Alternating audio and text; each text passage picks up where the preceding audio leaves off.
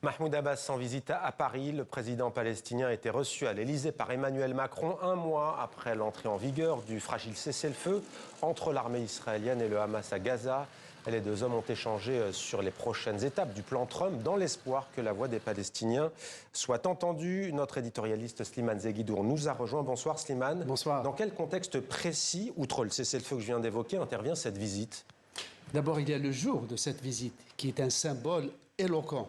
Le 11 novembre, c'est le 21e anniversaire du décès de Yasser Arafat en France, à Clamart. Donc, cette date est tout sauf fortuite.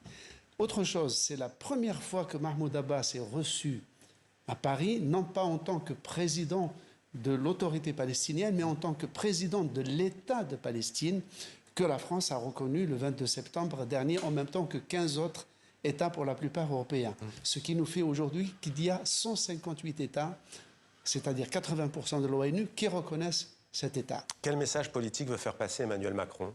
Le message d'Emmanuel Macron, c'est un message qui est le même depuis le général de Gaulle, c'est-à-dire que la solution préconisée par le droit international, qui fait l'objet d'un consensus international, y compris des Américains, c'est celui de deux États, un État israélien et palestinien, côte à côte. L'État israélien existe, il est puissant, il s'étend.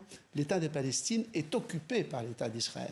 Donc la hantise à Paris, Mohamed, c'est les menaces et les velléités d'annexion de la Cisjordanie qu'exprime tous les jours la coalition au pouvoir aujourd'hui en Israël.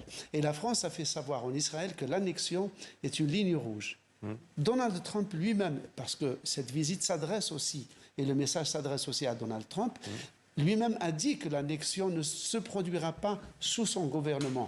Mais il n'a pas dit qu'elle était illégale. Il a même reconnu l'annexion de Jérusalem-Est. Il a reconnu l'annexion du Golan syrien par Israël. Il a même dit que les colonies n'étaient pas si illégales que ça.